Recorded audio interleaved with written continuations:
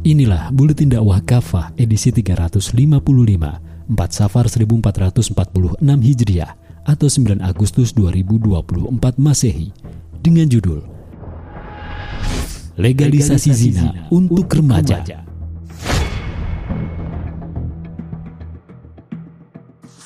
Presiden Jokowi telah menaikkan peraturan pemerintah nomor 28/2024 tentang peraturan pelaksanaan Undang-Undang nomor 17/23 tentang kesehatan.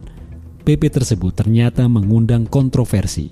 Pasalnya, dalam pasal 103 ayat 4 tertulis bahwa pelayanan kesehatan reproduksi selain meliputi deteksi dini penyakit, pengobatan, rehabilitasi dan konseling, mencakup pula penyediaan alat kontrasepsi bagi warga usia sekolah dan remaja.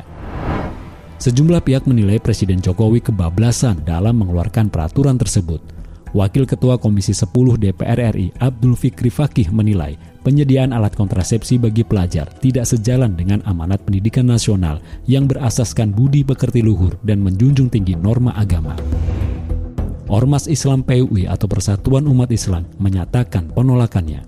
Melalui Ketua DPP PUI Bidang Pendidikan Dr. Wido Supraha MSI, PUI menuntut pemerintah membatalkan PP nomor 28/2024 tersebut.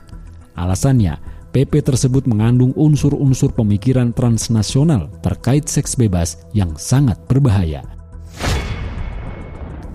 Bantahan. Perkumpulan Obstetri dan Ginekologi Indonesia atau POGI menanggapi kritikan DPR mengenai penyediaan alat kontrasepsi bagi pelajar. Menurut mereka, aturan tersebut tidak berarti ditujukan untuk semua remaja. Aturan itu hanya ditujukan untuk remaja usia subur yang sudah menikah dan memang membutuhkan alat kontrasepsi. Namun demikian, diakui juga oleh POGI bahwa dalam PP nomor 28/2024 pasal 103 memang tidak tertulis secara detail mengenai pelajar yang diberi edukasi tersebut sehingga rawan disalahartikan. Kepala Biro Komunikasi dan Pelayanan Publik Kemenkes RI, Dr. Siti Nadia Tarmizi, juga menekankan bahwa pelayanan kontrasepsi tidak untuk semua remaja, melainkan khusus bagi mereka yang menikah dengan kondisi tertentu untuk menunda kehamilannya. Menurut dia, kondom tetap untuk yang sudah menikah. Usia sekolah dan remaja tidak perlu kontrasepsi. Mereka seharusnya abstinensi atau tidak melakukan kegiatan seksual. Hanya saja pada pasal 109 ayat 3 diatur bahwa pelayanan kontrasepsi hanya dilakukan terhadap dua kelompok, yakni pasangan usia subur dan kelompok usia subur yang beresiko. Pasangan usia subur pastinya adalah mereka yang telah menikah. Lalu siapa yang dimaksud dengan kelompok usia subur yang berisiko? Hal ini mengundang kecurigaan bahwa yang dimaksud adalah para pelajar dan remaja yang belum menikah tetapi aktif melakukan seks di luar nikah. Artinya, bisa ditafsirkan menurut PP ini, mereka juga berhak mendapatkan pelayanan pemberian alat kontrasepsi. Fakta mengerikan hari ini. Diakui atau tidak, sudah terjadi normalisasi perzinahan di kalangan remaja dan pelajar. Banyak remaja menganggap hubungan seks sebelum nikah adalah wajar. Pada bulan Maret lalu, Kepala Badan Kependudukan dan Keluarga Berencana Nasional atau BKKBN, Dr. Hasto Wardoyo menyoroti kenaikan persentase remaja 15-19 tahun yang melakukan hubungan seks untuk pertama kali. Ia menyebutkan remaja perempuan yang melakukan hubungan seksual ada di angka 59%, sedangkan pada remaja laki-laki ada di angka 74%. Menikahnya rata-rata pada usia 22 tahun, tetapi hubungan seksnya pada usia 15-19 tahun. Jadi perzinahan kita meningkat. Ini pekerjaan rumah untuk kita semua, ucap Hasto. Selain itu, pelajar dan remaja Indonesia rawan terlibat dalam jaringan prostitusi. Pada bulan Juli lalu, Pusat Pelaporan dan Analisis Transaksi Keuangan atau PPATK menemukan ratusan ribu dugaan transaksi mencurigakan terkait prostitusi anak. Dugaan transaksi terkait prostitusi anak melibatkan 24.049 anak usia di bawah 18 tahun. Ada 130.000 transaksi dengan angka mencapai 127 miliar rupiah. Akibat dari maraknya perzinahan di kalangan remaja adalah naiknya angka kehamilan di luar nikah, aborsi dan penularan penyakit menular seksual termasuk HIV atau AIDS. Perhimpunan Dokter Spesialis Kulit dan Kelamin Perdoski melaporkan, Pada tahun 2017, jumlah remaja menderita penyakit kelamin terus meningkat. Di sejumlah rumah sakit umum daerah, banyak pasien usia 12-22 tahun menjalani pengobatan karena mengidap infeksi menular seksual. Ikatan Dokter Anak Indonesia atau IDAI melaporkan di tahun 2022, kelompok usia 15-19 tahun yang dikategorikan sebagai remaja menjadi kelompok yang paling banyak terinfeksi HIV. Sebanyak 741 remaja atau 3,3%-nya terinfeksi HIV. Zina dosa besar.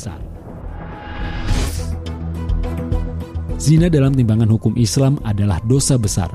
Imam Asy-Syaukani menyatakan bahwa tidak ada khilaf atau perbedaan pendapat di kalangan ulama bahwa zina termasuk dosa besar. Hal ini diantaranya berdasarkan firman Allah SWT dalam Quran Surat Al-Furqan ayat 68, yang artinya, orang-orang yang tidak beribadah kepada Tuhan lain beserta Allah tidak membunuh jiwa yang telah Allah haramkan untuk dibunuh, kecuali dengan alasan yang benar dan tidak berzina. Siapa saja yang melakukan hal demikian, niscaya dia mendapat dosa. Menurut Imam Al-Qurtubi, ayat ini menunjukkan tidak ada dosa yang lebih besar selain kekufuran dibanding dengan membunuh nyawa tanpa alasan yang hak, kemudian perbuatan zina.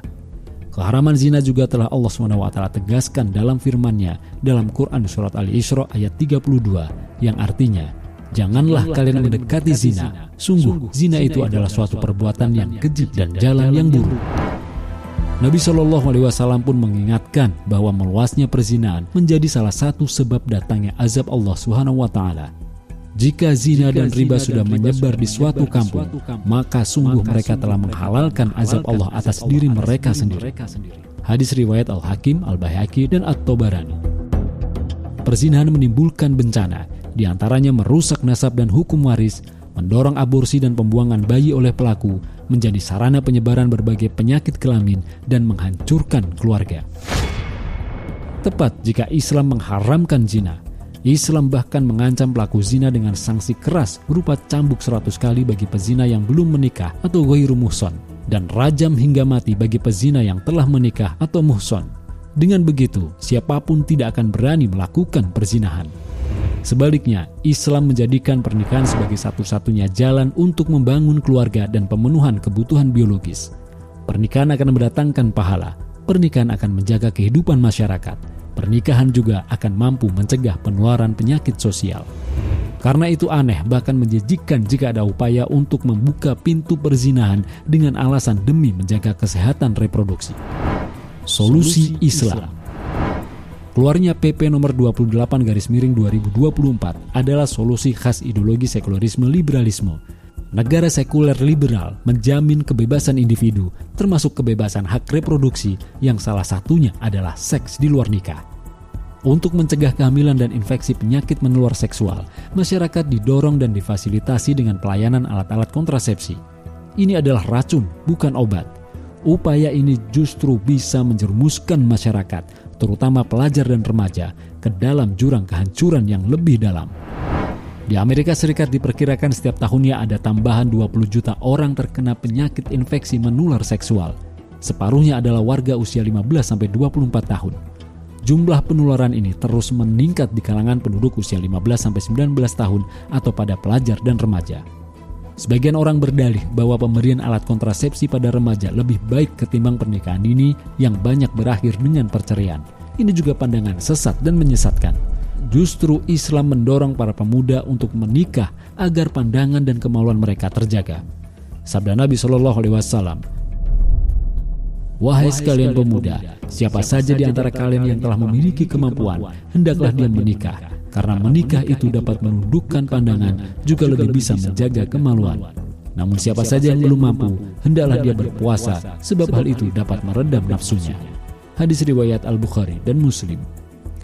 Tentu mereka yang berumah tangga wajib membekali diri dengan ilmu agama. Dengan itu mereka bisa menjalankan tugas dan kewajiban mereka secara baik.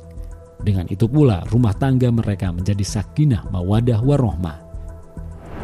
Tegakkan syariah secara kafah. Kaum muslim sudah seharusnya menyadari bahwa kerusakan sosial hari ini terjadi akibat penerapan ideologi sekularisme liberalisme. Dalam negara yang menerapkan ideologi sekularisme liberalisme, pornografi dibiarkan membanjiri masyarakat, termasuk keluarga muslim, sehingga mendorong terjadinya berbagai kejahatan sosial. Pria dan wanita dibebaskan bercampur baur, tidak menutup aurat, termasuk bebas melakukan perzinahan. Tak ada sanksi sama sekali untuk mencegah kerusakan ini. Lalu mengapa umat masih berdiam diri dari upaya penegakan syariah Islam? Mengapa mereka malah seperti mengamini berbagai regulasi yang bertentangan dengan agama mereka sendiri sambil menyaksikan kehidupan sosial yang semakin rusak? Jelas, kerusakan sosial seperti perzinahan ini tidak bisa dicegah hanya semata dengan tausiah dan doa. Tetapi harus ada penerapan hukum-hukum Allah SWT secara kafah.